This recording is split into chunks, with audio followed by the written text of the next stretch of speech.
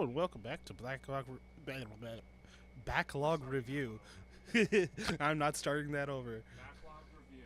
There you go. I said it. Yeah. I'm Ivan. I'm Shane. All right, so this is gonna be a bit of a themed episode. This is Spiders.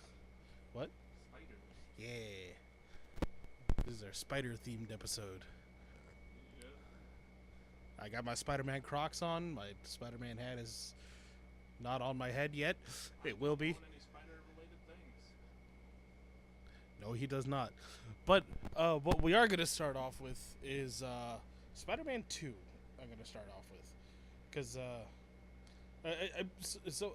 I touched upon it like in the first episode. And and there's a lot of things that it's fun, but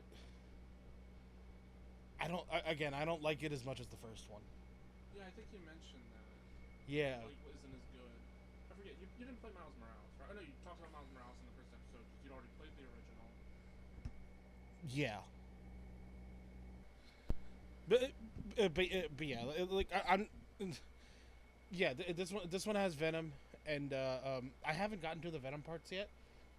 Uh, so I haven't gotten to the actual like. Oh, so you're actually not that far in. Yeah, I'm still fairly You fought early in the Sandman, game. of course, right? Huh? You fought Sandman, of course, right? Yeah, He's yeah. like great. That's like the first battle. That's like fighting Kingpin in the first game. Yeah.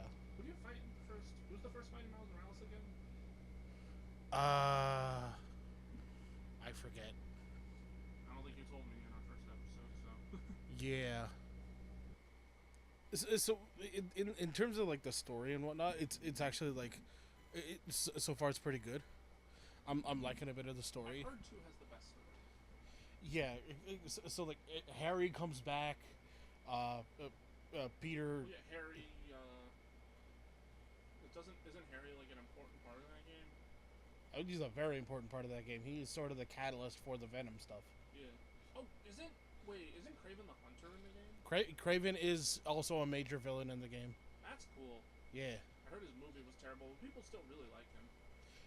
yeah, he's an interesting character.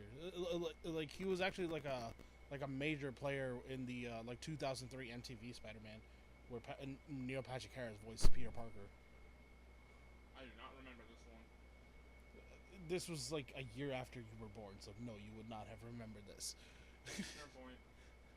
I mean, like I saw it later in life, obviously. Obviously, I grew up on Looney Tunes. That shit was in the 70s. Fair, yeah. But like a lot of the a lot of the stuff that people say about Craven is fairly accurate. Like he really is an interesting character. Uh, he's he's a major player in this game. He starts out as a major player in the first game, I think, because He's in the first game? I think so. I I might be don't think I, so. I might he be was such a mixing big things deal up. that they showed him in the trailer for the second game. I don't think Craven was in the first. Maybe it was in Miles Morales? No, Because I no, remember he was a big I'm deal when mixing they showed him in the trailer. I'm mixing things up because Silver Sable is fairly prominent in the beginning of uh, uh, uh the Craven storyline. She's she was like the leader of this army that that Norman Osborn hired. Oh, in the first game? Yeah, the first game. Well, I thought the first game ends with Doc Ock. It does, but you fight like a Silver Sable.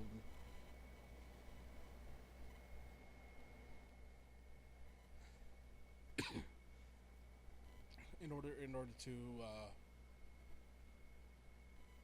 what's it called? In order to get rid of like all of her army and try and figure out like what is happening with Doc Ock Oh, and also Norman Osborn. like I remember Norman Osborn being like the sequel? Sort of. No, how Norman gets his comeuppance in the second game. So I haven't really gotten to that part yet in the second game. But Norman does, in fact, like exist in the second one, obviously. Yeah. But the thing is that he's sort of more of a remorseful character. Doesn't he do some pretty heinous stuff in the first game? Yes. Like, he's basically single-handedly responsible for Doc Ock. Yeah, he's sort of like a Donald Trump type of character in the first game. But in the second in the second game, because of Harry, he's a little bit more of a remorseful type of character. Because Harry ends up becoming, like, the main antagonist, kind of. No, not really. So what happens is that Norman gives Harry, like, pretty much a quote unquote a small loan of $1 million. I don't know how much exactly, but I'm just. I assume a large sum of money to do what? To actually build a environmental protection research agency. Oh. What? Okay. Because that's what like Harry's mom was for. That's the kind of like researcher that his mom was. Oh. And he wanted to like continue on that legacy, and he wanted Peter to help with that legacy. Oh, all right. Yeah.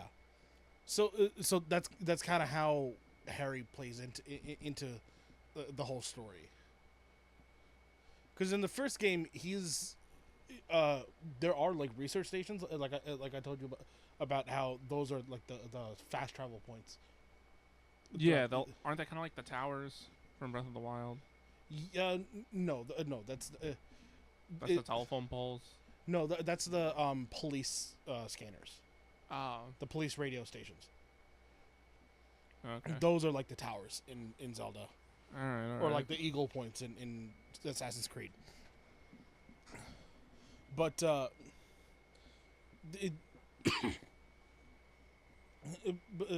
so in the first game, Harry's not there. He's in Europe.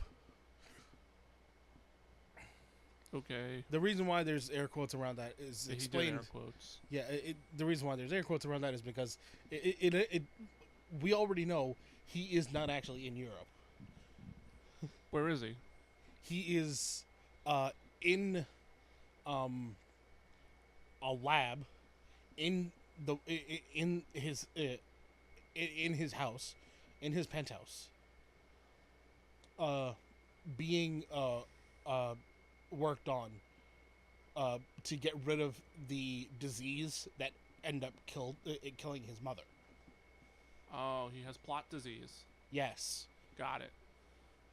Yeah. So he has a genetic disease that would end up killing him, like the same way that it would ended up killing his mother. So Norman tries to get rid of that disease, and the symbiote is part of the reason. Symbiote's part of the disease or part of the cure? Part of the cure. That's what I thought. Yeah. This is like a cure gone awry. Essentially. Because, like, it's venom. Yeah. I assume this venom is more animalistic and less talkative than the one in the movie. Venom doesn't really talk. He talks in the movie. Yeah, he's way more talkative in the movie. But like the thing is, usually when Venom talks, it's very few words, and also like when he like actually talks, like in full on sentences, it's usually Eddie. Oh, okay. Yeah, it's like that in the comics, like that in the TV shows.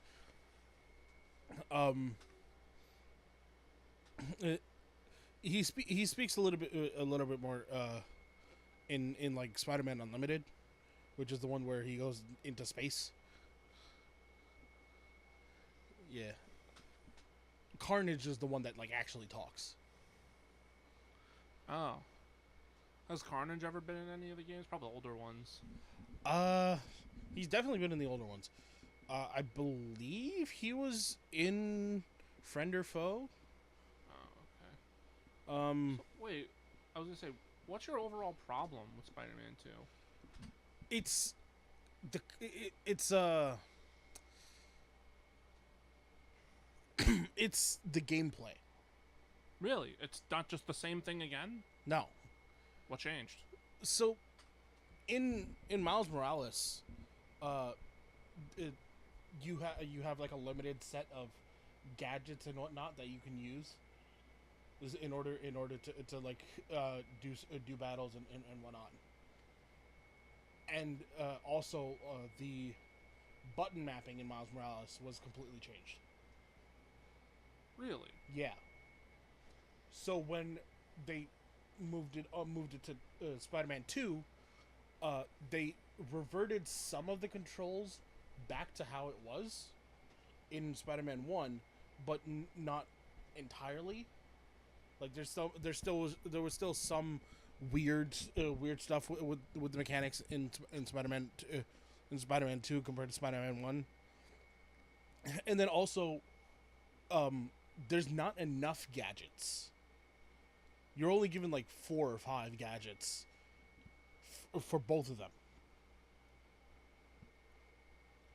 And because of that, like there's not as many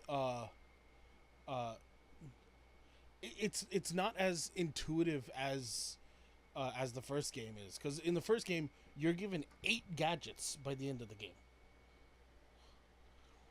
8 gadgets. All Yeah. right. So you can, and this is specifically is for the stealth stuff that I'm talking that I'm annoyed by this on. Stealth was what made me quit the first game. Yeah. So the stealth was a lot of fun for me. Because I like stealth games. Like I like Assassin's Creed. I like Splinter Cell. I gotta actually play Metal Gear at some point. But like Only stealth game I got into was Dishonored. So like I like stealth games. So the stealth aspect of Spider-Man was a lot of fun for me. And all the gadgets that you have do a lot of things in stealth. And you can do a lot of things with the gadgets in stealth. But in Spider-Man 2, there's not as much gadgets, and also it's not the same gadgets. It's completely different gadgets that you have in Spider-Man 2. If you had some of the ones from the first game, I'd be fine with it. But they took away like most of the gadgets and replaced them with something completely different, and the stealth is just boring now.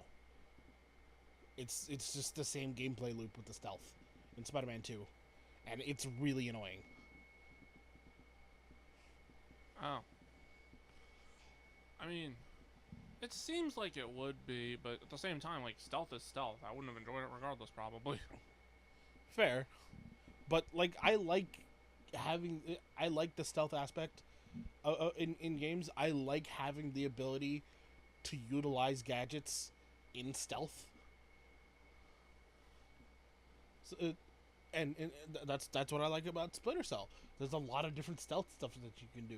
That's what I like about Phantom Pain. Because there's a lot of like random stuff that you can do in Phantom Pain in stealth, and it's really cool. It's really fun. I was gonna say I like Dishonored because stealth was optional. Like you could choose to just be like, you know what, I have a gun, I'm just gonna use it. I mean, like the stealth is also optional for the most part in Spider-Man and Spider-Man 2. Feel optional. There are some because I was playing as MJ. Well, there is like that mission. There are some missions where stealth is required, but those are very few and far between. All right. Like yeah, there's the MJ mission, and there's a couple of Miles missions, like before he becomes Spider-Man in Spider-Man 1, where you have to stealth and whatnot, and for the most part, it's just walking. You don't have to actually do much. Sounds boring. It's fine. you're essentially like getting information. So you're just listening to text, listening to dialogue. Yeah. All right, so it's like. Although there is story one noise. stealth mission with Miles where you have to pretty much try and escape a rampaging rhino. Oh, that actually sounds kind of cool. Yeah. I That's different. I That's not failed the really mission stealth a as couple much as times. it is just an obstacle you have to deal with. Yes.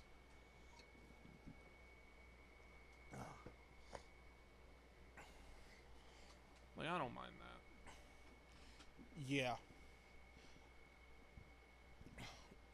I also like a lot of the collection stuff. That's like it's like stealth and collection is like my main thing when it comes to these games. So that's what I like about it. But like but still a lot of the gameplay loop is very very samey. That's honestly my problem with those kinds of games. They always boast about having so much content. But you can't have that much content without repeating a few things. That's why I hate Elden Ring. There is one other aspect of Spider-Man 2 that I really don't like. What? And I've mentioned this to you before too. They completely half-assed Brooklyn and Queens. Yes, you told me. Manhattan is spot on, but Yes. Brooklyn and Queens don't look right at all. Yeah, You've shown me. It looks horrible. it goes straight from downtown to Coney Island. Yeah, it's just okay. I guess that part doesn't exist. Yeah, Wait, you said downtown to Coney Island? That's okay. So just most of Brooklyn doesn't exist. exactly. Wait, there's Bay Ridge, there's Bensonhurst, which is near Coney Island. If we're going downtown, there'd have to be like parts like Canarsie, Williamsburg, Borough Park, Borough Park, Diker Heights. Diker Heights, Sunset. Yeah. It's so like I feel like we're kind of biased though since we're from Brooklyn. yes. Maybe Queens is more egregious for all we know. I mean like I was born in Queens. True. So You would know more about that. Yeah.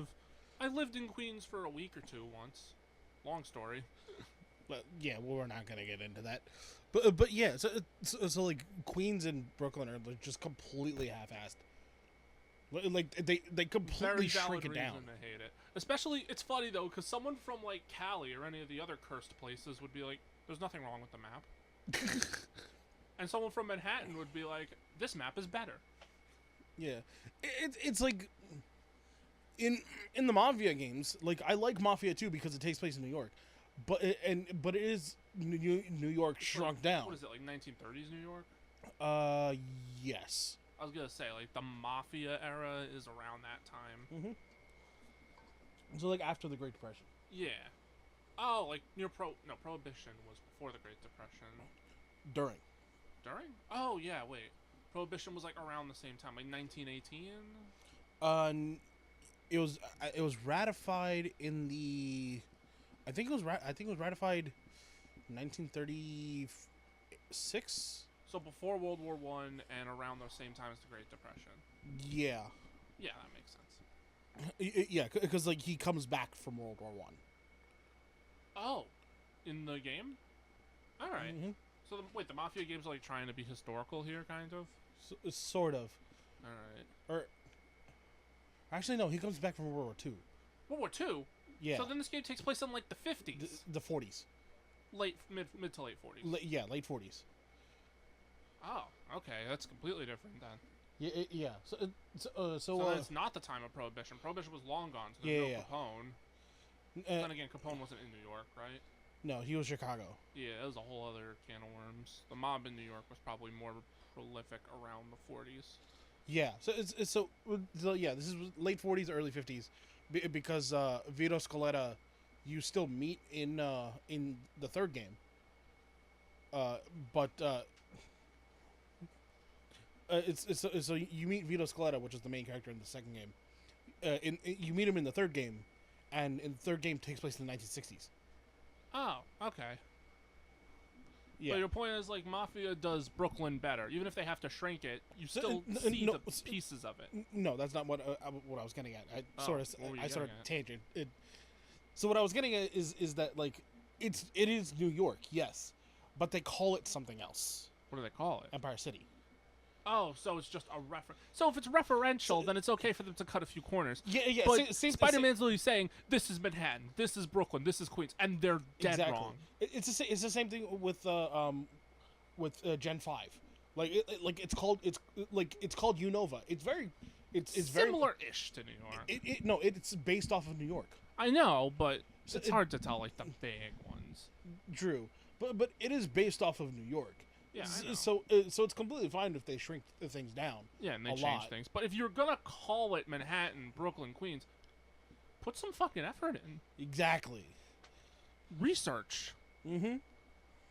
Maybe they wanted to put the entirety of Brooklyn, but they couldn't due to time constraints. Maybe in the next Spider-Man game, if they're ever gonna make one. Though I think that team is working on Wolverine now, right? I believe Insomniac, right? Yeah. Yeah, they're making Wolverine. I think they were also working on the Iron Man game. They're making an Iron Man game? It's a VR Iron Man game. I'll be real. VR usually means I lose interest pretty quickly when someone talks about it. There are VR games I like, but they're few and far between. Yeah. So Enough of Spider-Man 2. Now for Spider-Man 2. yeah. So when we first started this, it was originally going to be just anime, but now we're going to do things differently because I went to see a movie I should have seen a long time ago, but I saw it for the first time last week. I saw the movie Spider-Man 2, the original Sam Raimi movie. This is specifically Spider-Man 2.1. So this is the extended cut of Spider-Man 2. That was my first. I'd never even seen the original Sam Raimi Spider-Man. Yeah, so to me, who's huge fan of the Sam Raimi films, and and who's seen all three movies multiple times. Yeah, I remember if you would. It baffles me. You mentioned one time if you wouldn't be any celebrity, it would be Tobey Maguire. Yes.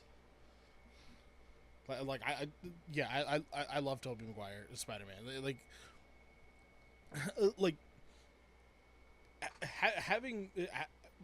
Being a huge fan of those movies, and then you having never seen them, and then your first exposure to it being the extended cut. Listen, the only Spider-Man movies I've seen are Homecoming, Into the Spider-Verse, and Across the Spider-Verse.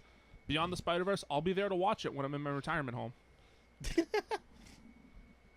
I mean, like, they already slated a release date of 2027. Yeah, but didn't one of the actors get into a controversy again? Not really. Shamik Moore is just a weirdo.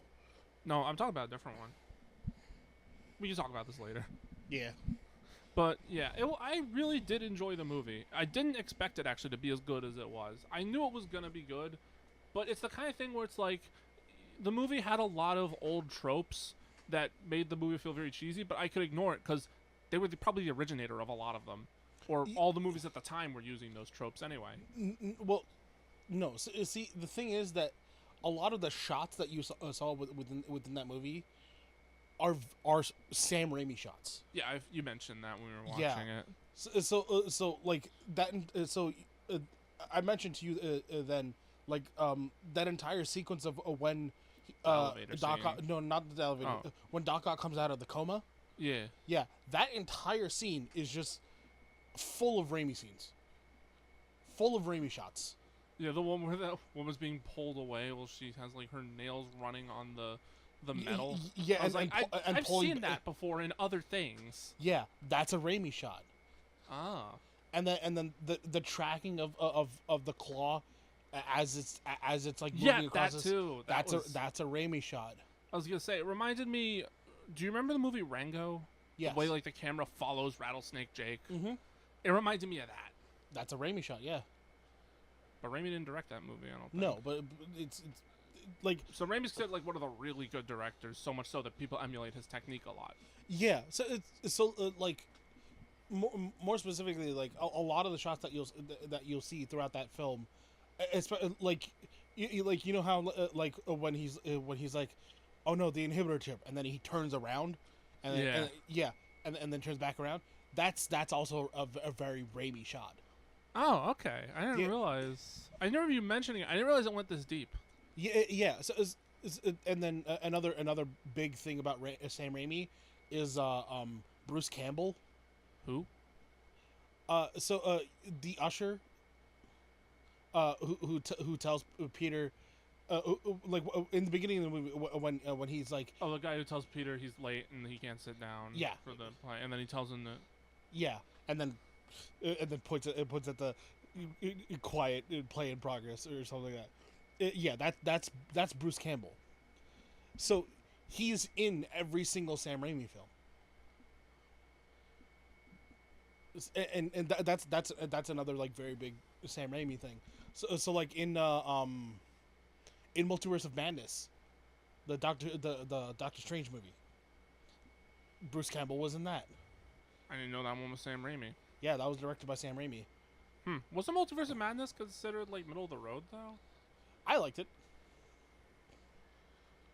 because again, it was a very Sam. Even the best directors can't have all their movies be good. Yeah, it was a very Sam Raimi film too. But like a lot of was Multiverse of Madness the one where it's like Wanda literally kills the Illuminati or whatever? Yes. I forget. Was Mr. Fantastic one of them? Yes. Yeah, she literally kills Mr. Fantastic. Yeah, that was the John Krasinski Mr. Fantastic, which is an alternate universe version of the current one. Yeah, which is why the current one with Pedro Pascal as Mr. Fantastic isn't non-canon. It's still canon. Yeah. Yeah. I gave up on the MCU the moment I started doing the alternate universe shenanigans. At the same time, I did like WandaVision. Yeah, okay. But yeah. So yeah, a lot of that, a lot of Spider-Man 2 is just like full-on Sam Raimi shots. Honestly, if we're talking about Marvel, I want to see more Moon Knight. Oh, that hell show's yeah. so good. Moon Knight was so good. Love to see more Moon Knight. I just want to see Moon Knight do more random bullshit go. He never actually does that. I know, that's the thing. I want to see a little bit of it, but it's not as prominent. Yeah, but more importantly, you mentioned there was something about the elevator scene you wanted to tell me. So okay, so the elevator scene, for those who are fans of both Lab Rats and Spider-Man 2, know exactly what I'm talking about. So I think that's a very small group of people. No, it's very much not. Trust me. Lab Rats was not that popular of a show. No, but people who was Lab Rats on Nick or Disney? Disney XD. Disney XD, right? I would see clips of it while I'm watching Kick Patowski. Yeah. So or Slugterra. Or Slugterra, yeah. The dad / scientist from Lab Rats, Mr. Davenport. You mentioned this. Yeah. Mr. Davenport. So he's the one in the elevator scene. And so I was just like scrolling through shorts one day, and I stumbled upon him on some podcast where he explains the reasoning why he was even there for Spider-Man 2. Was he like in the right place at the right time? No. So the thing is that like, so he was a fan of he's a huge fan of Spider-Man. Yeah, and he wanted to be in Spider-Man 2 just for something. It doesn't matter what it was. He just wanted to be in the movie. So then there was like a casting call for the elevator scene and it was an improv scene. Oh yeah, it's considered improv. All right, that makes more sense. Yeah, that entire scene. Yeah, that entire scene is completely improv. So he goes into the scene. So why was the majority of it cut? Let me get to it. So the actor he's saying like, yeah, a lot of the people that I was hearing do the scene were just, like very broy and whatnot, and like, yo, Spider-Man, yo, well that's cool, and then he's like, that's not improv. Let me show you what improv actually is. So he said that he did three versions of the scene. The one we got was the elevator pitch. So the first one was just like, oh hey, Spider-Man, cool, and it's just like complete silence.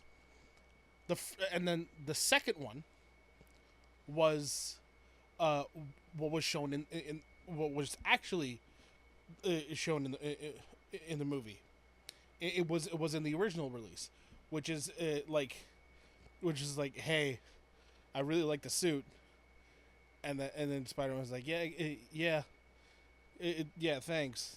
I made it myself. and he's like, oh, it seems uncomfortable. Yeah, it gets a little uncomfortable, especially in the crotch area or whatever. I sent you the clip. I think you did. Yeah, I don't know if I watched it though. But yeah, so that's what was in the original, and then the one that you saw was the third rendition of the improv,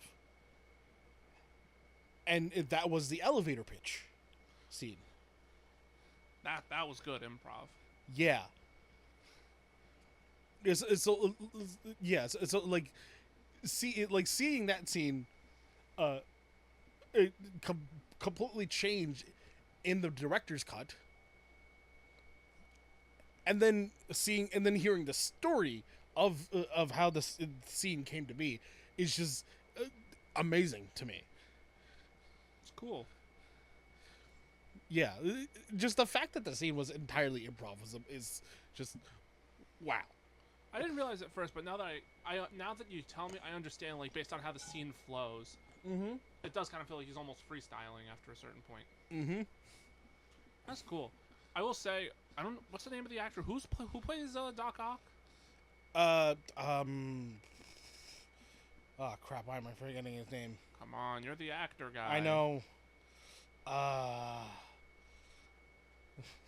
said. Why am I why am I forgetting his name?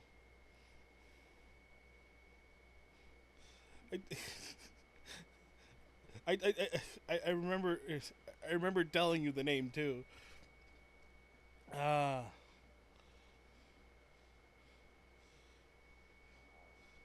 It's also a fairly feminine name.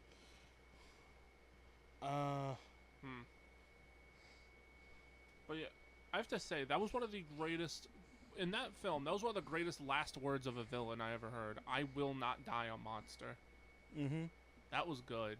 The fact that he had to like reason with him because the technicals were controlling his brain at that point because they lost the inhibitor chip. Mm-hmm.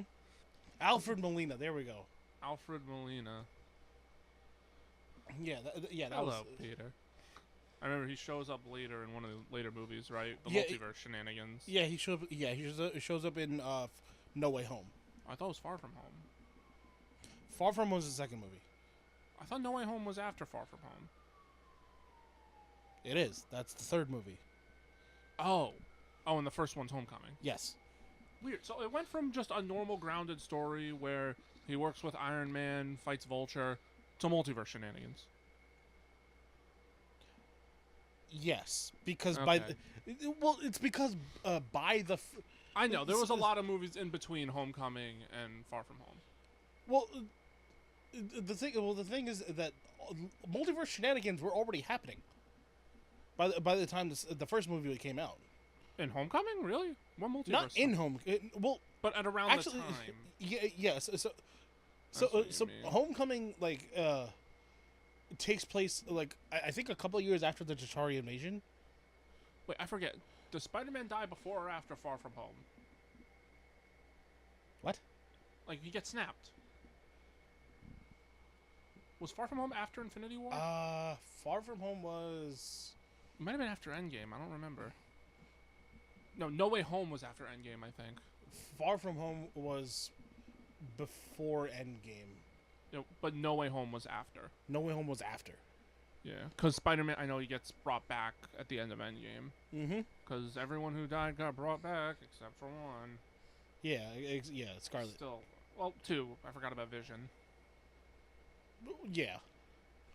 Only people who actually died in that whole storyline, other than, of course, Thanos, were Iron Man, Vision, and Gamora.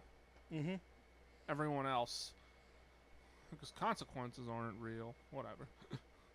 Oh, and Scarlet,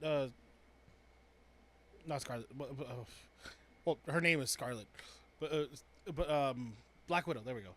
Oh yeah, wait, I forgot about her. I think a lot of people do. Yeah. But I kept saying Scarlet because Scarlett Johansson. Doc Ock was a great villain. Every scene with Jameson was gold. Oh yeah. J.K. Simmons is such a gifted actor. Legitimately, yes. I love J.K. Simmons. He was a hero. and I drove him away. Spider-Man was a thief. A menace. Oh, that scene was so He was funny. about to apologize, but then he lost the suit. He just wanted the suit. I remember we spoke about this. Like, Jameson doesn't actually hate Spider-Man. He just hates masked vigilantism. Yes, but it becomes more of just. It eventually becomes a hatred of Spider-Man, but it doesn't start as that. Yeah, and then I also told you about how. Yes, Jameson tries to sue Peter Parker once he finds out he's Spider-Man. Yeah, so during the events of like the actual comic book Civil War, when Peter Parker comes out as Spider-Man. Isn't that because like Mysterio blackmails him or whatever? No, it's because he signs the Sokovia Accords. Right. The whole thing with Civil War was weird. So the thing with Civil War is that so because of the fact that he signed the document that said that like all the superheroes are under the government now, he had to reveal his identity. And he was going to be like a spokesperson type of character for that. Yeah. But then Jameson sued him for defamation. Yes. Jameson sued Peter Parker for defamation for like years of selling pictures of Spider-Man, where it's just like he doesn't have a case, obviously. Yeah, when he sold them. Wait, I think we discussed this. I don't get why it's defamation. How does Peter Parker being Spider-Man harm Jameson's reputation to the point of him losing money? He doesn't. That's the thing. Yeah, that's the thing. I don't even understand the basis of his case. That's why the lawsuit is stupid. I don't even understand the basis of it. That's the problem. It's Jameson. He's an idiot. Is Jameson always an idiot, though? Well, a lot of the time, yeah. I guess his whole thing is he's an idiot with a heart of gold. Because he doesn't sell out Parker to the Goblin. I know that. No. Well, the thing with Parker, the thing with Peter Parker is that like the entire reason like he even works for the Daily Bugle is because of his Uncle Ben. Yeah, I know. Yeah, because like Jameson had a deal with Uncle Ben, like not a deal, but like Jameson and Uncle Ben, Uncle Ben helped out Jameson a lot for some specific reason. I'm forgetting exactly what. I'm just remembering now. Parker, where have you been? You're fired. We need him for this thing. Actually, no, Parker, you're rehired. We need you for this thing. Yeah. The whole plot line with Mary Jane felt very tropey and contrived until I realized, like, it's probably one of the first movies to do this kind of story. Yes. But like also... the whole person with a secret identity can't be in a relationship with someone because it's too dangerous, but the person says, I'll do it anyway. I was half expecting her to say, I'm not dating Spider-Man, I'm dating Peter Parker. Yeah. I mean, like, a lot of that does, like, pop up in the third movie. Like, a lot of that conversation pops up in the third movie. Because of the fact... I assume stuff happens with Bully Maguire. No, so they break up before Bully Maguire exists. Oh. Jeez. So it's just another will they won't they? Sort of. I hate that. Yes. That's always annoying. It never isn't annoying. It's one of the main reasons why I used to not really think the highest of Futurama. Despite how good of a show it was, I thought the whole thing between Fry and Leela was so annoying, and I hated it was the central thing of the show. Like, the final episode was about that. But they still end up being together. Yes, by the end, yes. But it took the whole show. It took multiple cancellations. Oh, and okay. then the Hulu series literally makes fun of it a lot of the time. But in all honesty, like the way that they did it in Spider-Man 3 is it makes sense. Ah, fair enough. If it makes sense, I guess. What, is he late to another one of her performances? No. Oh. She almost Harry exists. Harry tells her that No, Peter killed his dad. no. Harry, Harry is sort of comes into the picture, and becomes like sort of like a shoulder to cry on for Mary Jane, Oh. because of the fact that Spider-Man became a little bit more cocky and whatnot, and Oh God, he needs another canon event.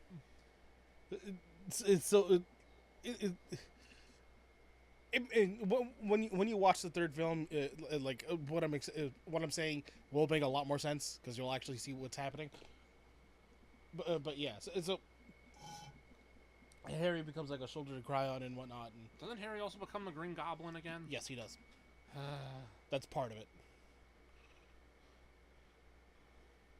Is the third Sam Raimi movie meant to be a finale of the trilogy? Like it ties up all the loose ends? Nope.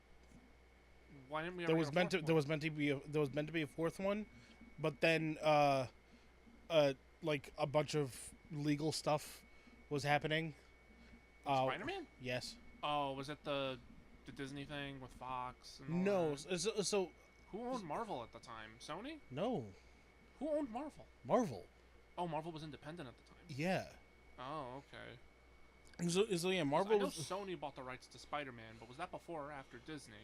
So Marvel was independent at the time, and but then like after after like Thor, Iron Man, and Captain America came out, like they wanted to reacquire Spider-Man, but Sony said no. Understandable. The movies were making good money. Yeah, so then they rebooted the series. Andrew Garfield's movies. Mm-hmm. Yeah. Which followed a different line in the comics, right? Or is it about the same story? No, it's a different story because it's a different love interest. Yeah, it's Gwen Stacy. Mm-hmm. Also, does that movie still have Green Goblin in it? Yes, but nobody likes that Green Goblin. What's wrong with him? It's Harry. It's Harry and not Norman? Yeah. So, what's Harry doing? Sorry, what's Norman doing? We don't know.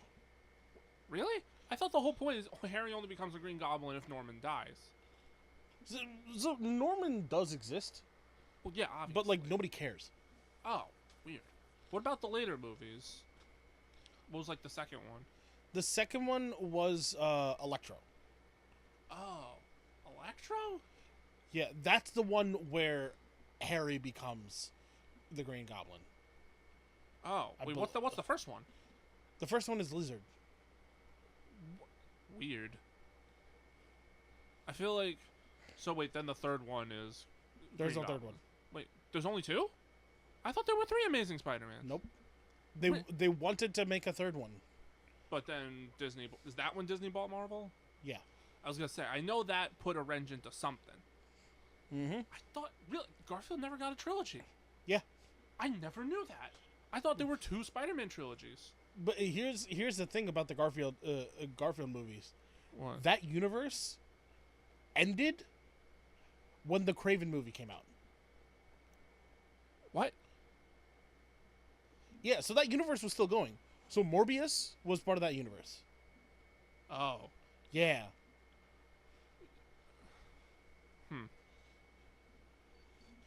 So pretty much like all like the Sony Marvel movies before Sony like actually got before Sony gave Spider-Man back, but Sony still works on the Spider-Man movies. But like Fantastic Four, the Fantastic Four reboot, Morbius, and also Kraven the Hunter, like they're all within our Andrew Garfield universe. What? Okay. I didn't realize. So the Sam Raimi universe is over, though. Yeah, Raimi universe is over. That was only those three movies. There was supposed to be a fourth one. Yeah, but we never got it. Yeah, that was gonna be like a Sinister Six. Oh. All right. Wait. We keep but getting teased Doc of Ock would have been dead. How would they do Sinister Six if Doc Ock's dead? different 6 people. Oh, okay. Rhino, Electro, Green Goblin's dead. Green Goblin's Sandman. Sandman, I But guess. he got reconciled Vulture? at the end. Vulture, yeah. I remember people were hyped when Vulture was the main villain in Homecoming. Mm-hmm. People like Vulture. No, that's not why. Why? It's because then it means a Sinister Six. Did we Like, ever get Vulture the Sinister Six? Vulture and Electro mean Sinister Six. Did we ever get the Sinister No, we Six? keep getting teased by it. What the? Really? Yes. So when's the next Spider-Man movie gonna be? I think it comes out next year. I'm still probably not gonna watch it. Yeah, it's I couldn't care less about the MCU. It's I'm into the DCU right now. Yeah. I guess it would be the DCCU, because Detective Comics Cinematic Universe. Yes. Because it wouldn't be the Detective Cinematic Universe, unless it would be only about Batman. Well, Detective Comics universe. That sounds wrong. Well, Because it's a cinematic universe. It's not a comic universe. I think it would be DCCU. But my point is, yeah, James Gunn is making some good stuff. I still gotta start Peacemaker Season 2, but I've seen everything else. I've watched Suicide Squad, Peacemaker, Creature Commandos, Superman. Superman was so good. Superman was so good. We never needed Snyder. Yeah.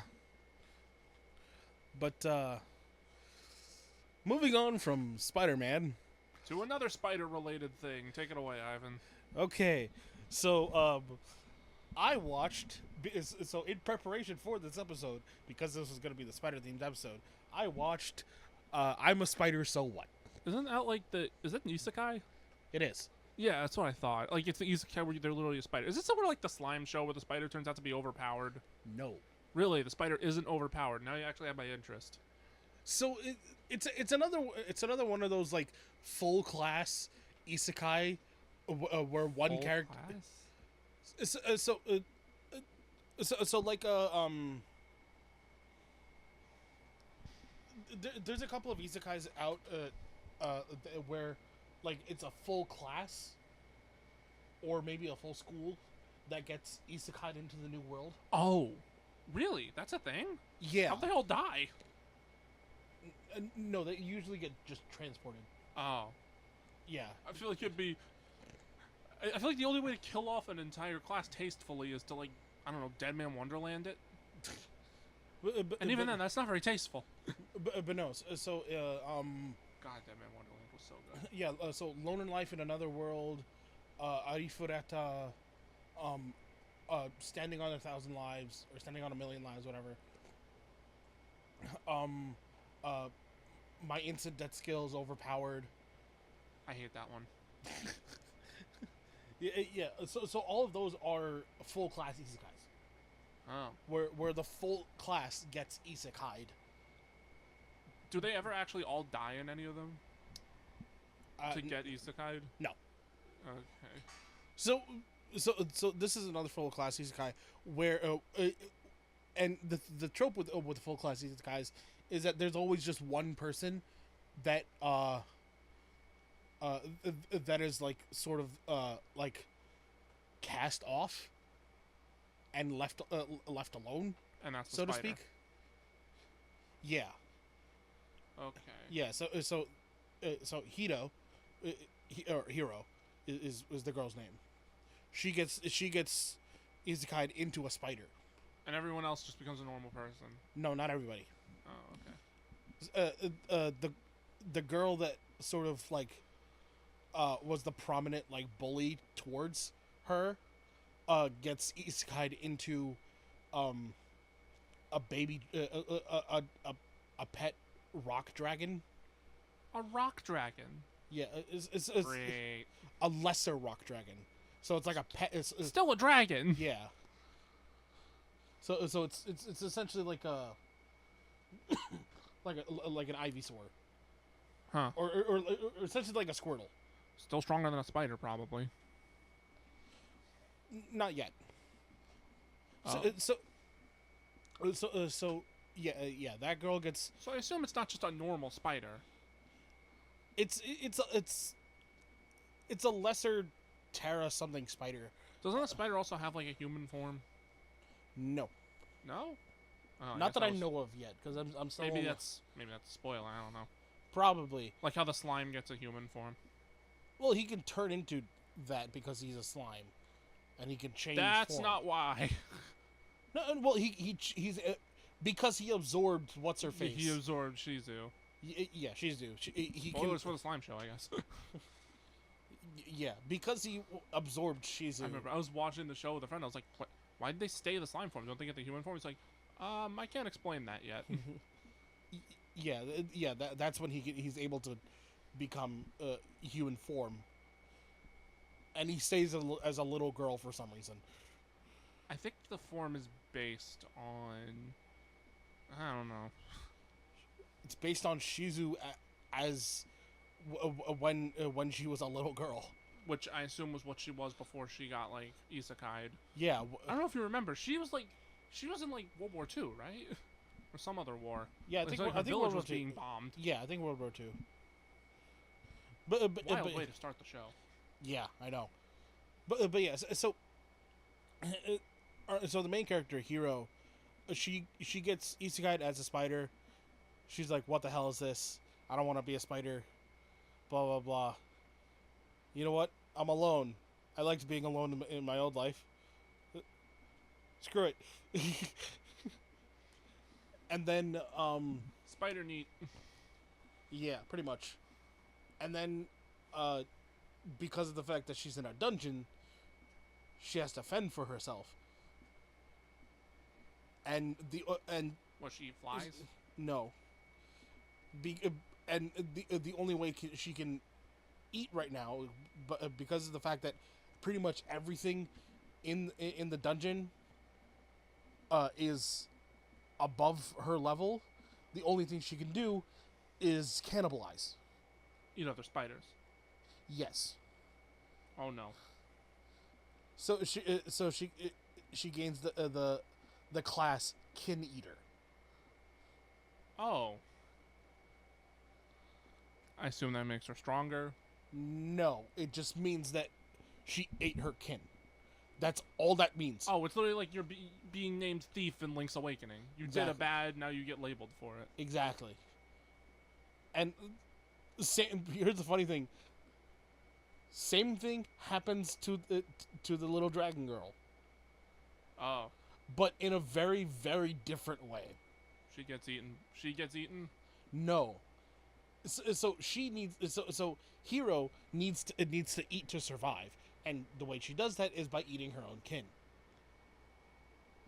The little dragon girl, a rock, Yeah, a whole ass rock dragon. an actual rock dragon comes out of the ground and attacks the class. So, and then the main actual guy of that group is attacking the dragon, and so what the little dragon girl does is that she goes in for a bite to rip off its head, but because of the fact that she bit him and actually got a little bit of his blood on her, and because of the fact that she's also a rock dragon, that counts as kin eater. It counts as kin eater. Does that result in her getting like ostracized? No, it like completely wrecks her. Even though it basically means nothing. Yes, mentally it wrecks her. I don't get it. I don't get why it would. Like she, because plenty of animals cannibalize. No, because like, have you seen what hamsters do in captivity? I know. Yeah.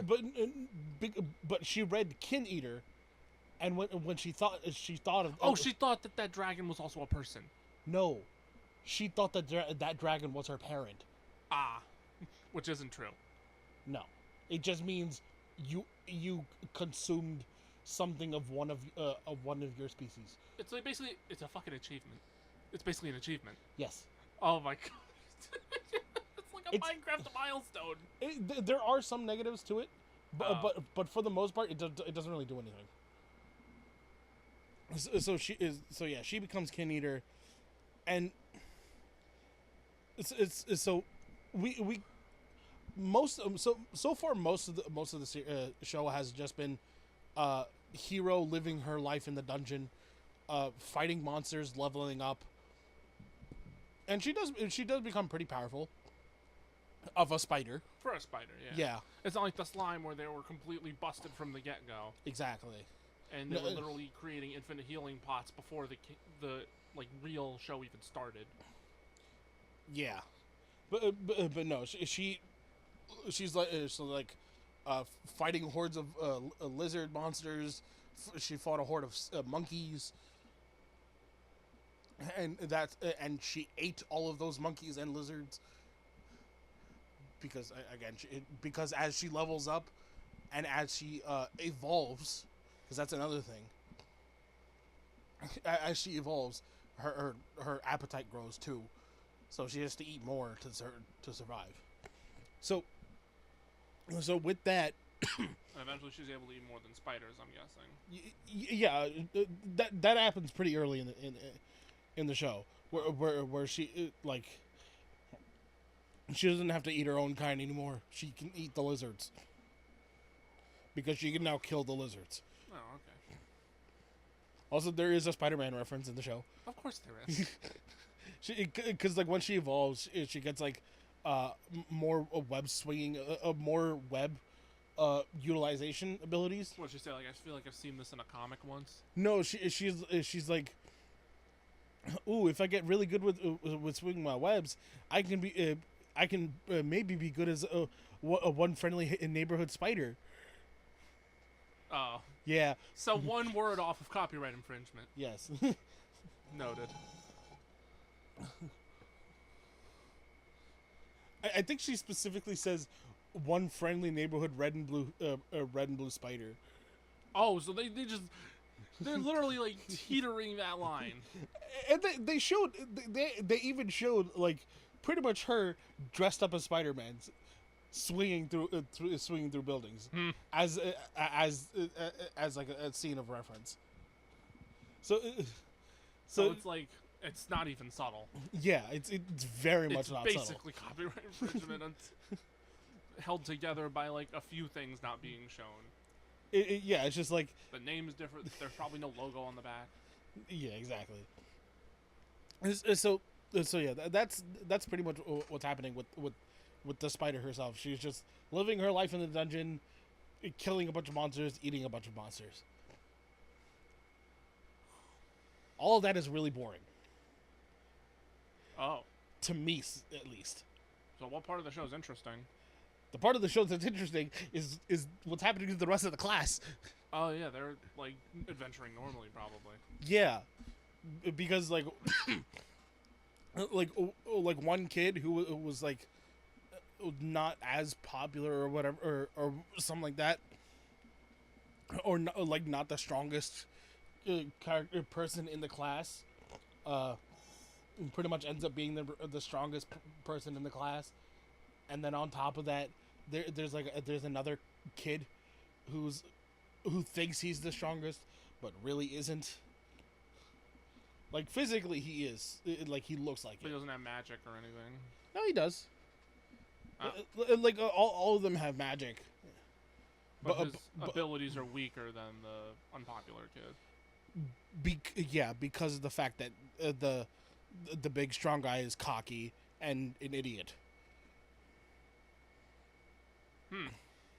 Also, when we get introduced to these characters to the actual people, we find out that one of the people that gets isekai'd was originally a guy, but now got isekai'd into a girl. Oof. And then the teacher also got isekai'd, but now she's an elf girl who's the same age as all the rest of the students. So there's no leadership there anymore. Does she try? She does. They still respect her. They still call her teacher. Oh, okay. But she's the one who. But because of the fact that like a lot of people got split up, Is their goal to find the missing people? Yes. And they even mentioned like the little dragon girl like mentions like I wonder what happened to Hero because I feel like I got turned into this little dragon thing as karma for making fun of for bullying Hero. Hmm. Why'd Hero turn into a spider? We don't know. Something has it out for her. But I think I get what you're talking about though, where it's like the part with the spider's boring. You know what it sounds like? What? It sounds like the beginning of the Slime Show over multiple episodes. Yes. Where he's just moving around in the cave. Yes. It's exactly it. Until he gets like the name from the dragon. Also, so how much of the show is the class and how much of the show is the spider? Is it 50-50? No, not at all. Much more spider? It's like 80% spider, 20%. Damn. Yeah. You think you're gonna continue the show? Maybe. Maybe it gets better. I hope it gets better. You kind of sold me on it. It seems interesting. Yeah. I don't know. I do hope it gets better. I'm like, just from the intro, it shows, like yeah, we're gonna get more of like the actual people. I haven't gotten to that point yet, so. Yeah, there's other students missing. All right. And now the reason we decided to make this a spider special. the reason Spider-Man was part of it, but the real part of it was Hollow Knight Silk Song. It's pretty good. Listen, I never expected it to live up to the hype. We waited 7 years for it over the most hype-filled, arguably schizophrenia-filled wait I've ever seen. Okay. Like, I waited not nearly as long for Psychonauts 2, and that one still also kind of didn't live up to the hype. So I knew Silk Song wasn't going to live up to the hype. Fair. Thing is, I didn't expect it to be a side grade to the original Hollow Knight. I thought it would be strictly better. It does a lot better, don't get me wrong, but it does a few things a lot worse. Like, a big thing that everyone complains about with Hollow Knight is the quality of life. How they kind of go out of the way to make things annoying. Like, you had to get the maps and fill them out manually over the course of exploring the area. You also needed to equip a charm to use a compass to know where you are. People got real mad about that. Silksong takes that and it's like, but what if we made it even worse?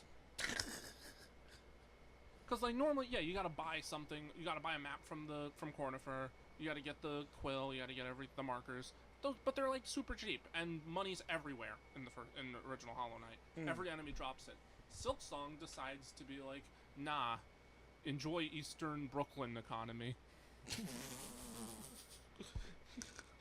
Yeah, it's bad. Essentially, so let me explain, because this is my way going through it. Enemies drop this thing called shell shards. I'm like, oh, this must be the new money, the new geo.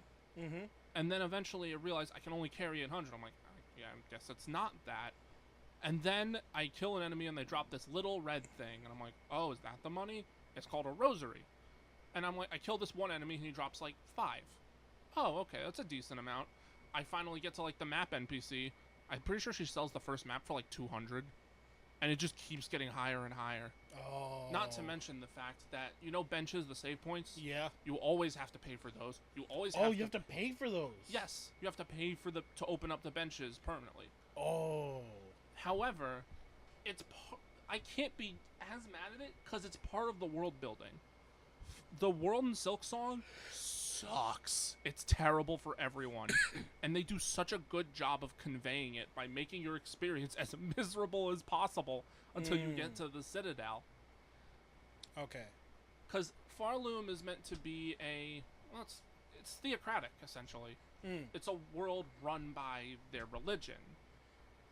And, like, the devs said the angle they were going for was a sort of haunted Holy Land. Okay.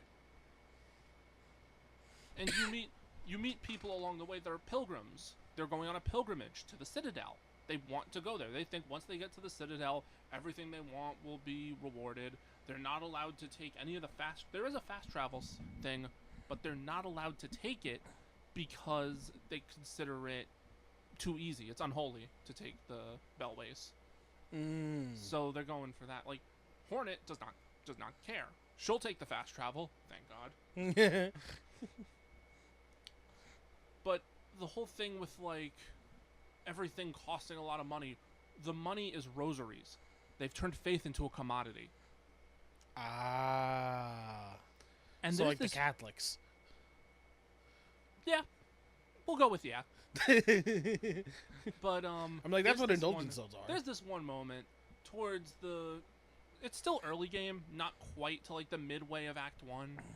In the far fields, there's this place called Pilgrim's Rest, and there's a bench behind a door that costs 30 rosaries to open. So I'm like, okay, 30 rosaries. I enter. There's a shop and a bench. I'm like, oh, cool. And then the door closes behind me. And then I try to leave, and then the door closes again, and then I have to pay another 30 to get in. Oh. I was like, okay, whoever's running this place has clearly sinned in some way. And you can break the mechanism, but if you do, and a certain beast makes it out into the area, the shopkeeper dies. You still get his stuff, but you kill the guy. It's like that kind of thing. One of the other areas, Greymore, it's like raining, but it's not really rain. It's dregs of silk. Silk is the most important thing in the world of Farloom. Okay. Because you know what Hornet is, right? Yeah, she's like half primordial worm, half spider. Yes, and she was raised by the bees, which is why her name is Hornet. Okay.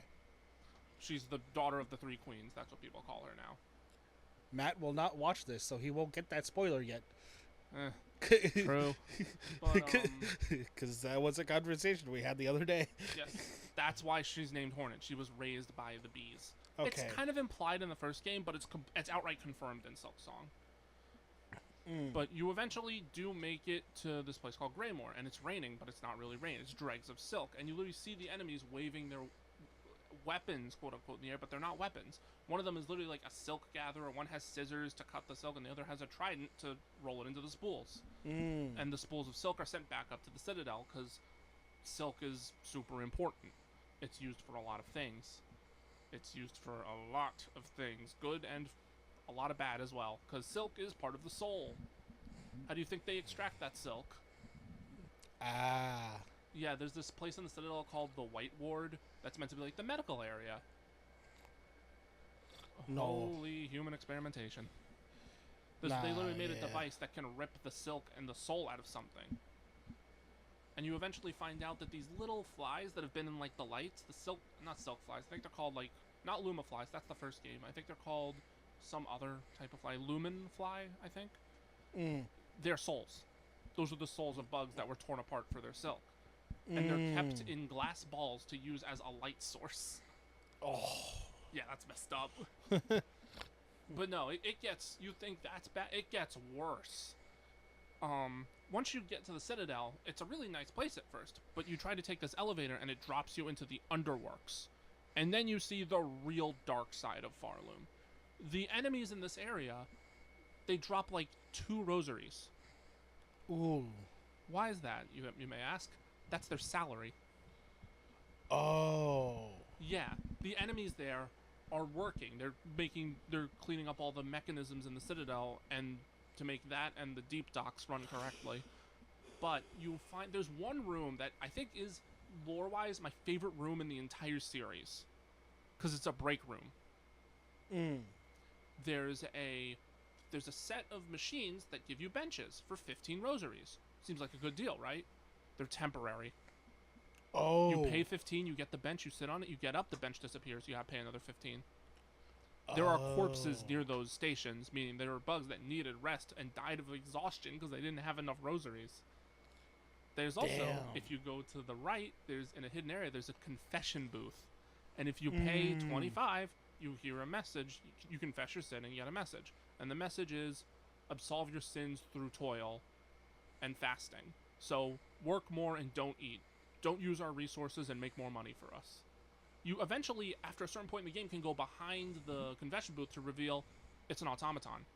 It was never a person behind there. This really is an allegory for Catholicism. I don't know, they're from Australia. Did Catholicism do something in Australia? Well, no. Also, there's a light in the break room, but you find out it's more of the flies. It's not actually natural light. Mm. But yeah, it's such a cool place. But all of that, and then once you get into the Citadel proper, the benches are free. The enemies drop a ton of rosaries. The economy problem fixes itself, essentially. Ah. The early game is super rough, and it feels a lot of the quality of life changes being deliberately bad was part of the story, but it doesn't mean that I can't dislike it. Okay. Like, I understand you wanted to make this mechanic annoying on purpose. It's still annoying. Mm. Like, you did it right, but why would you why would your version of right be wrong? Yeah. And it keeps going. There's that area, Bile Water, which is the most miserable place in any of the games. And it's probably the most miserable place in any Metroidvania I've played. Maybe Souls, but I do really hate Black Gulch from DS2. That's another thing I forgot to mention.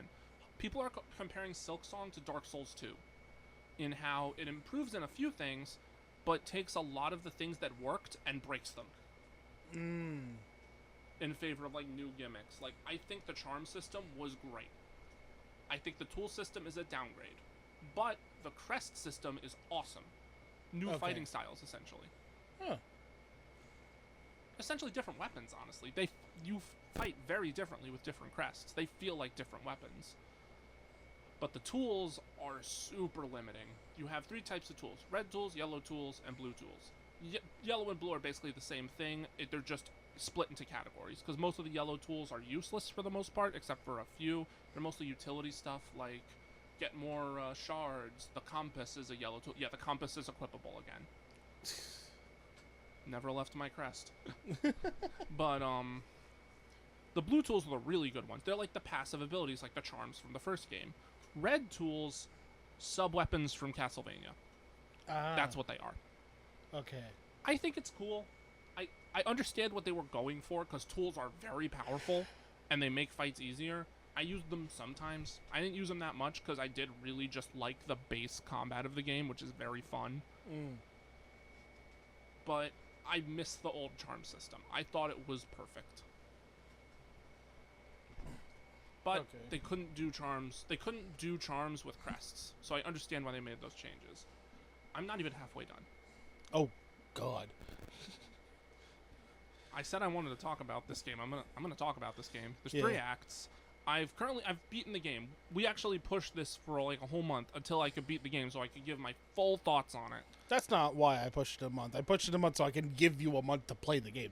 I didn't give you a month to finish the game. Give you a month to play the game. You gave me a month. Of course I was gonna beat the game. I wouldn't know that. I don't know how long this game was. It took me about 80 hours. Okay, yeah, it's not too bad. Yeah. I mean, Act 3 is technically like post-game, according to a lot of people. I wouldn't call it post-game because there's a bunch of new content. There's a new final boss. It's more like an alternate ending. It's the true ending. That's what people are saying. Okay. Because, like, the final boss of Act 2, if you beat it, like, you know in the original Hollow Knight, if you beat the Hollow Knight without getting the Void Heart, you just get the bad ending. Yeah. It's like that. You don't fight the Radiance, you just fight the Hollow Knight. Like, the final boss of Act 3... I'm actually not going to spoil that, because that one, I don't need to explain. I can just say it's an excellent fight that uses the combat to the best of its ability. Well, second best. Carmelita's probably my favorite fight in the game. And that's not the final boss, so I don't have to worry about that. But Grandmother Silk is the Hollow Knight of that game, essentially. I really thought the final boss was going to be Grandfather Song, and then they were going to team up, and the final boss would literally be the Silk Song. It would have been so peak. But no, I understand why they didn't do it. It would have been kind of a meme. Again, I wouldn't put it past them.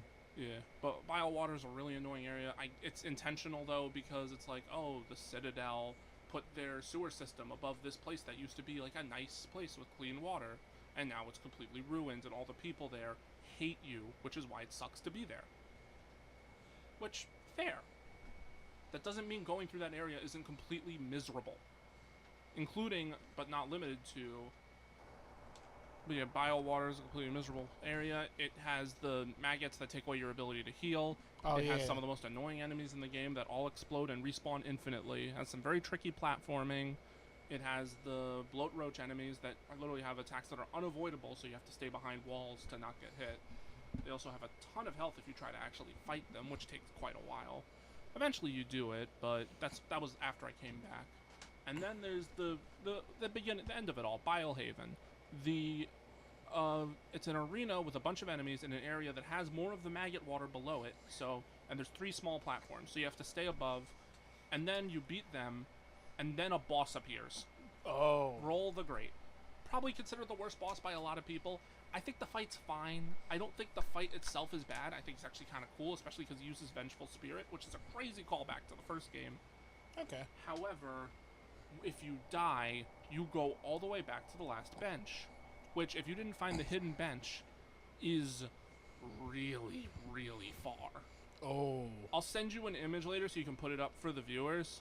It is a very, very long trek if you don't find the extra bench.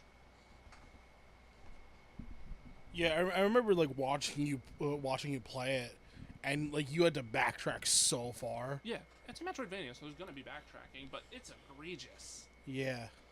But like they said, it's intentional. There's actually a bench you can find that's pretty in plain sight. It's a decoy bench. You sit on it, the floor breaks, and you just fall in the maggot water. There's a few of those. There's a few benches that don't actually work as benches. There's the one in Hunter's March where when you sit on it, it triggers a trap that will hit you. There's the one in Sinner's Road, which I thought was going to be the deep nest of this game, but no, it was Bile Water. I thought Bile Water at first was kind of like a middling area until I got the double jump and went to the actual parts of Bile Water that exist, and holy god, they suck. But Sinner's Road was what I thought was rough, because the roach enemies are evil.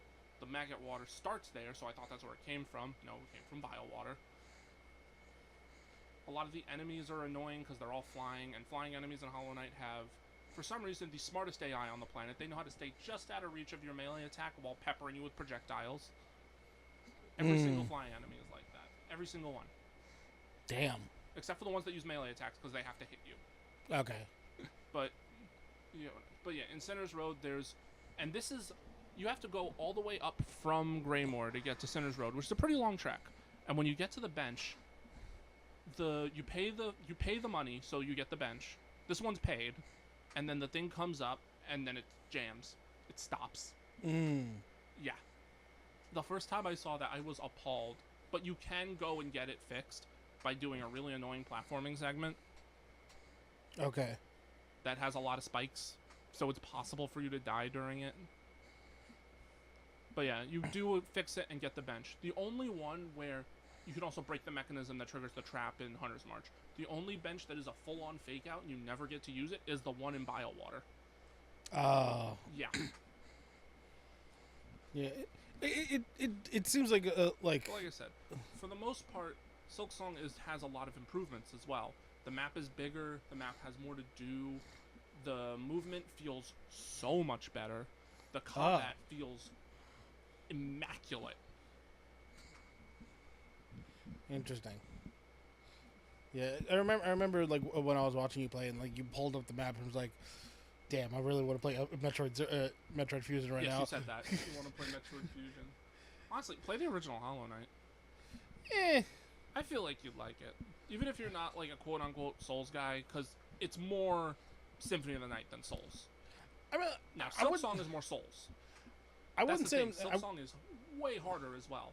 I didn't mind that personally because I like difficult games, but it's also far more punishing, which does get annoying because I didn't like Dark Souls 2 because of the reduced max health penalty on death. Very good reason not to like Dark Souls 2, regardless of what anyone tells you. I mean, like, I wouldn't say I'm not a Soul. I wouldn't say I'm not a Metroidvania guy. I like the Metroidvanias. Yeah, you just don't like Souls games. Yeah, but that's for another time. But I'm just saying, like, I feel like you would like Hollow Knight because it's more Metroidvania than Souls. Well, it's not a Souls like. I know that it's not a Souls like. It's just still kind of is. I mean, like, I remember. At the same time, a lot of the big tropes of Souls comes from Metroidvanias, but I don't know if you're ready to hear that just yet. I mean, like, I feel like I heard like a lot of people back in the day comparing a Hollow Knight to the Dark Souls series. Yeah. But to be fair, before Hollow Knight, there was Salt and Sanctuary, which played a lot more like a Dark Souls game in 2D. But like when I heard that, I Shout equated out to Salt and Sanctuary, by the way. That game's peak. But yeah, when I heard that, like I equated it to the fact that like, oh, it's just really hard. No, there's more to a quote-unquote Souls-like than being difficult. If I hear someone call Cuphead a Souls-like one more time, I'm gonna wring their neck. That's a run and gun. Yeah, it's more like Metal Slug or Contra. Or Mega Man. Eh. Really? Yeah, I guess kinda. Nah, No, it's 'cause very I feel much like- Mega Man. I don't know. I think it feels different because you can't even like aim your shots as Mega Man. Yeah, you can. You can? You, I thought you can only shoot side to side and up. That's it. Yeah. You can't shoot diagonal down or anything. I think you can Cuphead in the has more X. free aiming. Also, I think there's no stages before bosses in Cuphead. Okay, It's just bosses and stages, and the stages are few and far between. They didn't add any new levels in the DLC because the levels were harder to make apparently. I mean, like, yeah, but like, I feel like the gameplay felt a lot like Mega Man to me. We'll come back to this. We'll save that for the hot takes episode because I have so many things to say about that. We're gonna be here all day though. Back to Silk Song. But yeah, once you get to the Citadel, that's Act 2 proper. You eventually do. Biowater is meant to be a late Act 2 area. I made the mistake of going there early Act 2. I think I went there late Act 1 actually, not realizing I was supposed to go to Blasted Steps first. That's why the first time I went to Biowater, I was like, oh, this isn't that bad. It's annoying, but I don't even have a map yet. But I got the fast travel station early, which made things a little easier. I never knew that you were able to go through the mist, fight Phantom, and get to Act 2 a different way, which that's really cool. If that was intentional. It might not have been. But, yeah, there's also a lot of great bosses in Act 2. Like, the Cogwork Dancers is the fan favorite, but I gotta give a shout out to my boy Trobio. Have you seen Trobio before? He's the pink moth guy. Oh, yeah. Trobio! Did you know that after you beat him, he, like, does, like, a dramatic pose before he dies, but if you leave and come back, he's like, and you realize he was playing dead. Because he's an actor. The game literally calls him a thespian. He believed that, like, only a great performance could bring Farloon back, and he killed people during his performances. So he wasn't good, but I guess Hornet just spares him because he's funny, which he is. But yeah, the Whispering Vaults area is kind of boring. Probably one of my least favorite areas. A lot of areas in the Citadel are nice, but a lot of them also aren't. I also felt like certain areas in the Citadel needed a boss, especially the Cogwork Core. Like, the Cogwork Dancers, you don't fight those at the end of the Cogwork Core. You fight them at the end of the Coral Chambers, which is the first area, other than the Underworks. Underworks doesn't have a boss either. It feels like the bosses are very lopsided in how they're placed around the map. I feel like there is, like, a specific route that you're supposed to do. Yes. But let me explain. Let me put it this way. I did every boss I could find in Act 2, and let me explain. You know how many mandatory bosses there are in Act 3? How many? 4, including the final boss. Oh. But optional, I think there's 1, 2, 3, 4, 5. A lot more are optional, is my point. Okay. The original Hollow Knight was like that too. There's a lot of bosses that I thought were mandatory but are optional, like Nosk, Flukmarm. There's more, I promise. Hive Knight, Traitor Lord. Okay.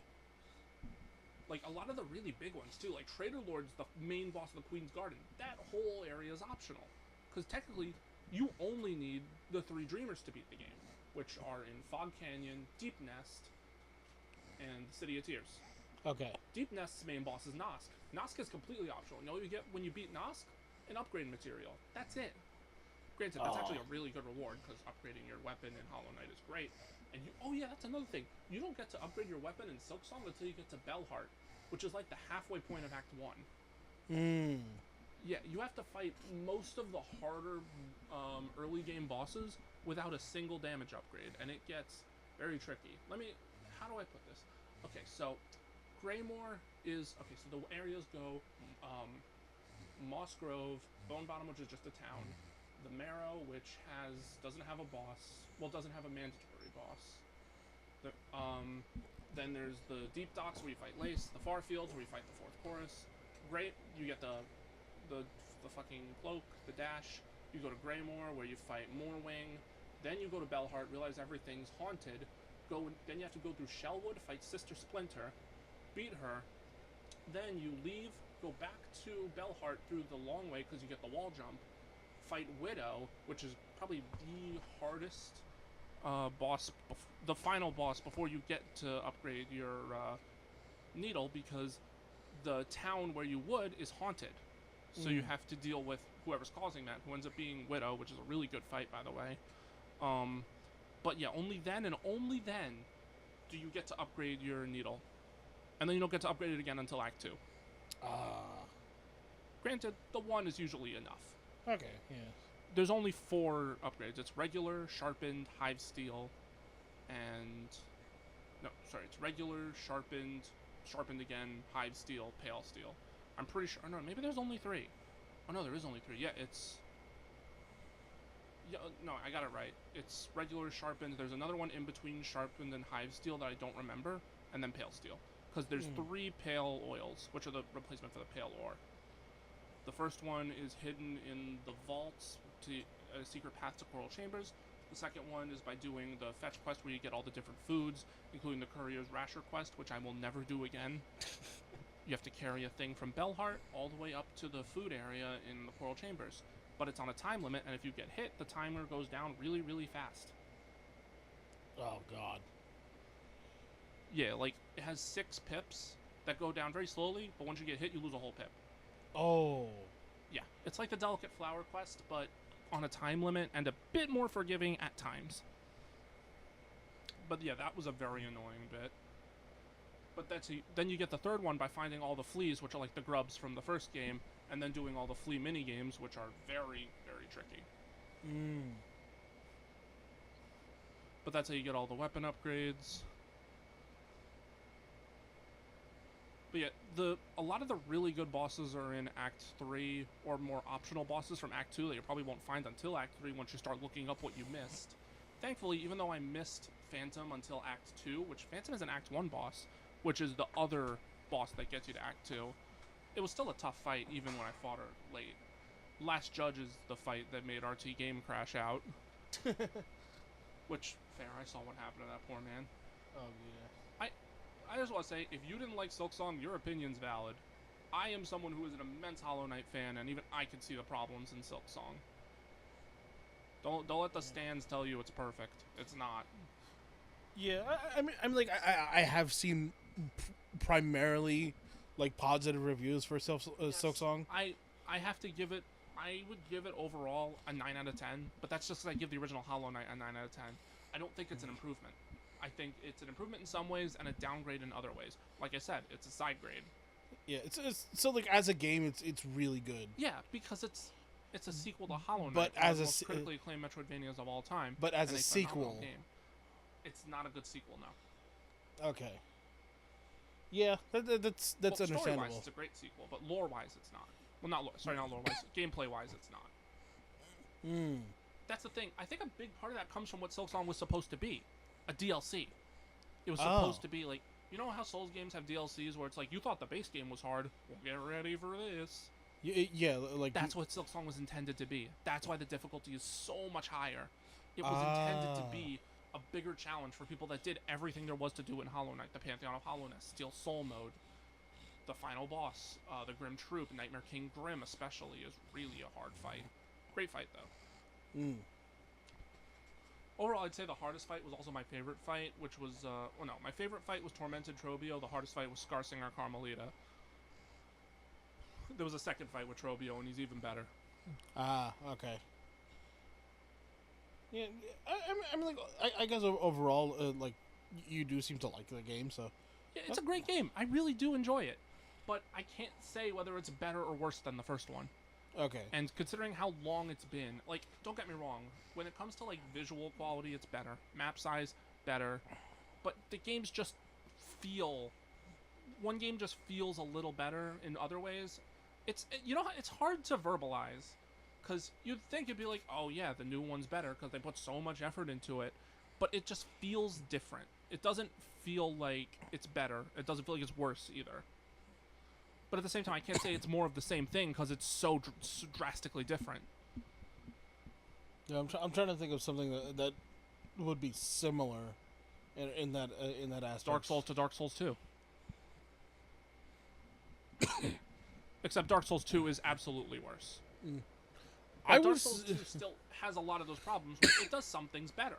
I think the bonfire aesthetic system and like the world changing when you put things in, that's better. I like the enemies despawn if you kill them enough times to make runbacks easier. Some of the bosses are really good. Like, I love Smelter Demon. I love Fume Knight. I love the Burnt Ivory King. Well, granted, 2 of those are DLC, but there's some good base game ones. I like Looking Glass Knight.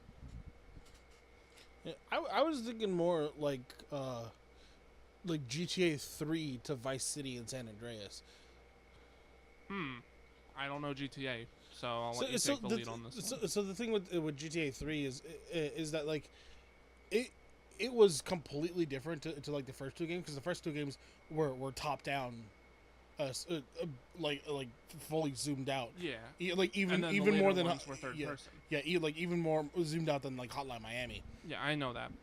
Yeah, I know about like old GTA. I never played it, but I know about it. And then the third game was like fully 3D world and whatnot, and it pushed a lot of the limits of what the PS2 can do, especially in the early days. Yeah, I've heard. Yeah. San Andreas was PS2? Yeah. Was I don't San have Andreas the one with Big Smoke? Yes. Yeah, that one's good. Yeah. I mean, like, I don't have it for the PS2. I have it for... How much is it? No, it's not that much. Oh, it's something. I can easily get it for the PS2. Okay, it's not overpriced. It's not like it's difficult for me to... I can not find it anywhere. Or anything. The reason why I don't have it for the PS2 is because, 1, I have it for the Switch. So you don't need it for the PS2. Yeah. And 2, I have it for original Xbox. Yeah, you don't just collect games to collect them. You play them. Yeah, well... Some games you play, some games you don't. Like, I don't think you play a lot of your PS1 games. No, because... I don't even think you've opened up your copy of Symphony of the Night. I have. I've played it a bit. It's over there somewhere. Oh, cool. But I played Symphony of the Night on the PS4. I got the digital version. It wasn't any better or worse. It was Symphony of the Night. Yeah. But no, it's like GTA 3 to Vice City and San Andreas. Like, a lot of there were a lot of like gameplay things that got changed between games. Like the driving, it just felt a little bit better. The weapon system felt a little bit different, a bit better. The world was a little bit more expanded. The voice acting was better. But overall, both games were very similar. So that's why that's the thing. Silksong is drastically different from Hollow Knight in really? A lot of ways. That's why it's so hard for me to say that it's more of the same thing, even if they're pretty similar in quality overall. Because, like I said, it takes so many steps forward, but it takes a lot of steps back as well. That's why I'm so conflicted on whether it's a good sequel or not. Like, I'd maybe say no, but at the same time, I can't call it a bad game. It's an excellent game. Okay, so I guess more like the only comparison I can really think of is Dark Souls to Dark Souls 2, but the game's good this time. I was more gonna say Awakening to Fates. I don't know Fire Emblem, man. Yeah, I know you don't. Like, I remember you mentioned Fates was not liked as much as Awakening. Fates was not, yeah, very much so. But when Fates came out, were people like bandwagoning it, being like, "Oh no, this is better than Awakening"? No. But that's because Awakening and Fates were like, what, 2 years apart, 3 years apart? Fates, I think Fates came out 20. I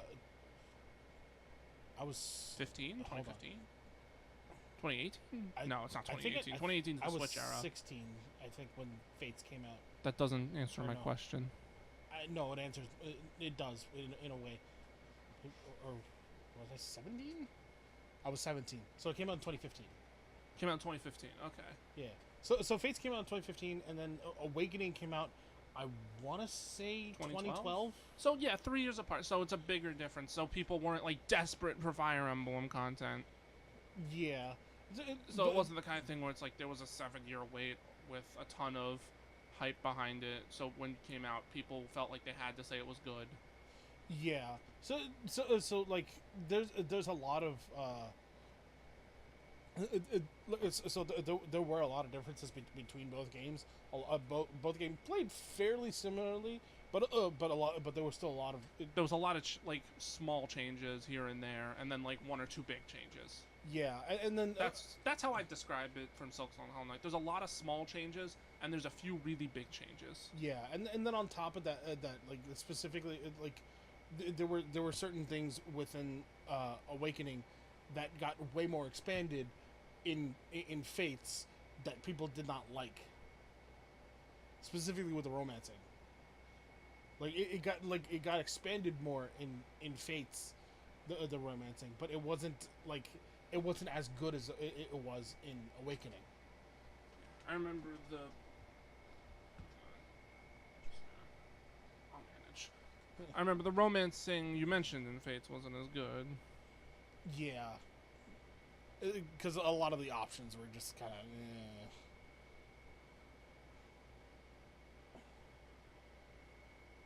Just making sure. Yeah. So it's yeah.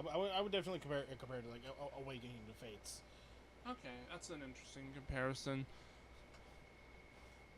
But yeah, I think overall that's most of what I have to say about Silksong. I obviously could say more, but at this point, what time is it?